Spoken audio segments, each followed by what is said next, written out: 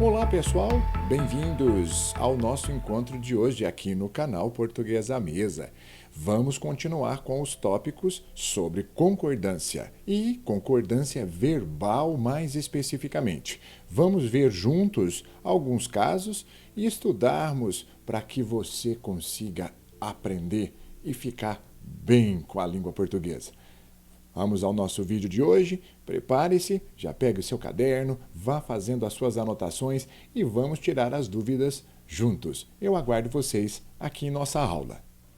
Vamos começar com esse caso apresentado aqui.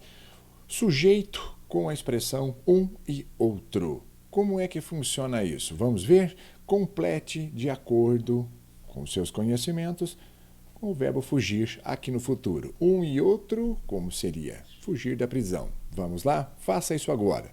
Um e outro seria, pessoal, fugirá. Ou, se você quiser, fugirão.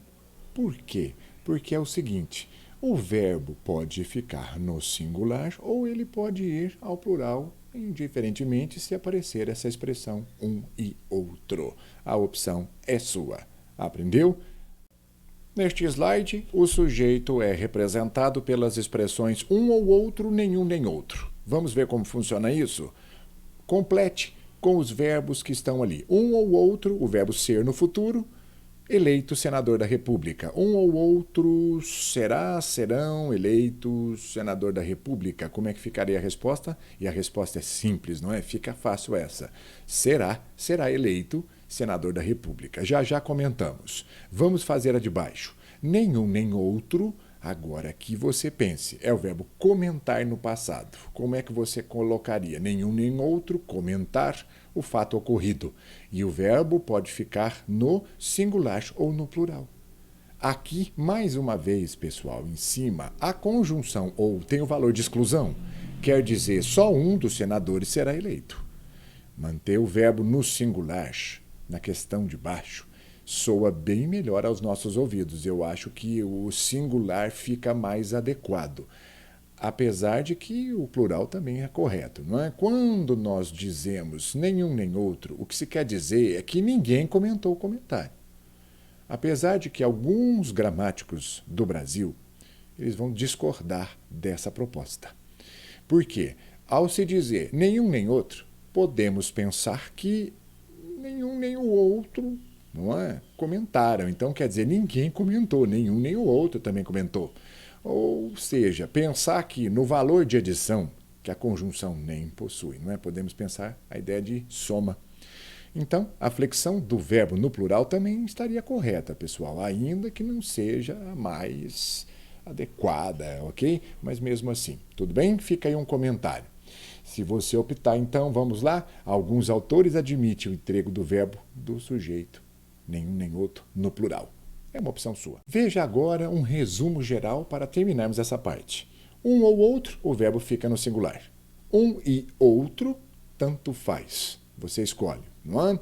Nenhum nem outro, o verbo preferencialmente vai no singular, mas é menos comum você colocar no plural. Então não se esqueça disso. Fica aí um resumão para você não errar mais. Aprendeu? Concordância com pronomes indefinidos. Eu estou aqui te apresentando duas orações. Verifique o sujeito dessas duas frases e me diga se ele é ninguém e cada. O que você fala sobre isso? Você acha que o sujeito dessas duas orações é ninguém e cada? Certo ou errado? Concorda com essa afirmação ou você vai discordar? Está errado. O sujeito não é ninguém e o sujeito não é cada. Essas palavras são apostos, resumidores. O sujeito é jovens, trabalhadores e empresários. E na frase de baixo, também a mesma coisa. É um sujeito composto, ok? Criança, homem, mulher. A palavra cada não é o sujeito único da oração. São palavras resumidoras. O sujeito é composto. Tudo bem. Agora, veja aqui comigo. A concordância.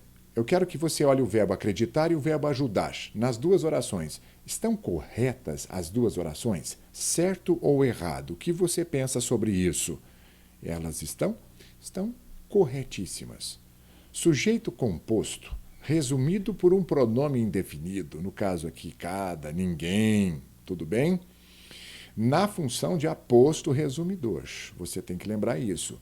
A palavra ninguém e a palavra cada vão obrigar o verbo a ir para o singular. É um caso especial de concordância. O verbo deixa de concordar com o sujeito para concordar com o aposto.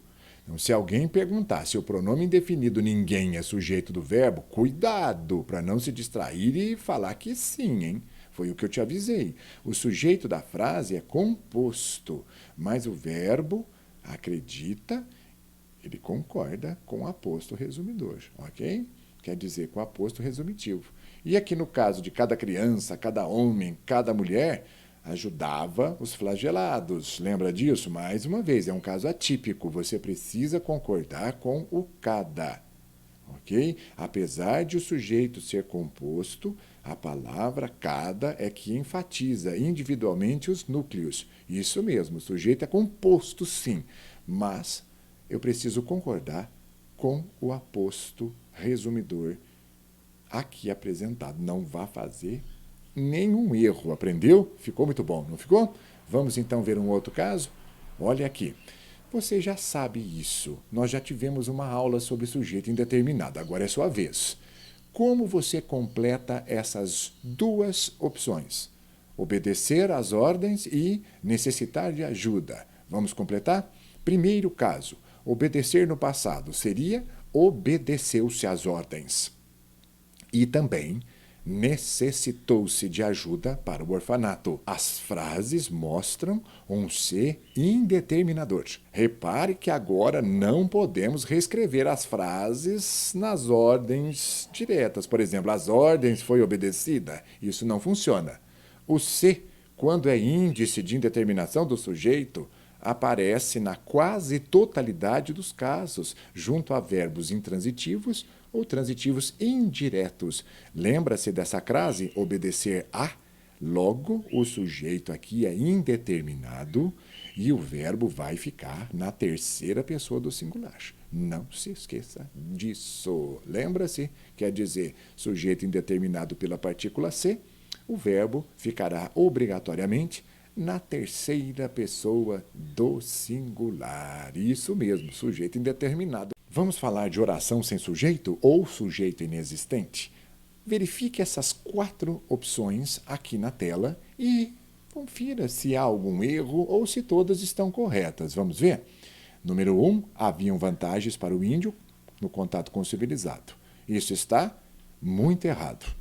Número 2, devem haver limites justos. Isso novamente está errado.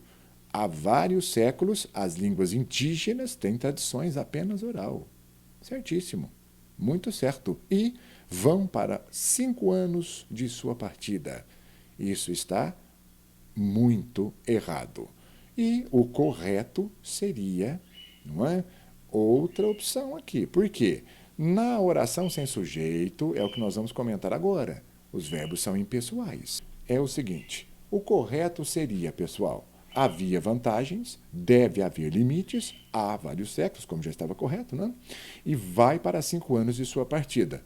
O que nós vamos falar com você? Nas frases 1 e 2, os verbos são impessoais, eles ficam na terceira pessoa do singular. Não há sujeito ali. Temos, portanto, a oração sem sujeito. Na número 1, o haver está com o sentido de existir, ele não varia. Na oração número 2, há uma locução verbal. Como o verbo principal é sempre o último, no caso é o verbo haver, com o sentido de existir, o auxiliar não pode variar. Deve haver limites, não cometa erros aí. E as frases 3 e 4 exemplificam a oração sem sujeito com verbos que indicam tempo no passado. Lembra-se disso? Há vários séculos, há vários anos, vai para 8, vai para 5 anos. Repare que nesses casos de oração sem sujeito, o sentido do verbo impede a identificação do sujeito. Não cometa mais erros com esses tipos de situação. É isso, pessoal, e esse vídeo vai ficando por aqui. Nós teremos no próximo mais exercícios para fixar o seu aprendizado. A gente se encontra no nosso próximo vídeo. Pessoal, muito obrigado por vocês terem ficado comigo até agora. Espero que vocês tenham gostado do nosso vídeo. Deixe aí o seu like, participe, passe-nos informações sobre o que você gostaria de discutir conosco, pergunte-nos e inscreva-se. Isso é muito importante para engajarmos o nosso canal. Um grande abraço e nós nos veremos em nosso próximo vídeo. Até logo, até mais!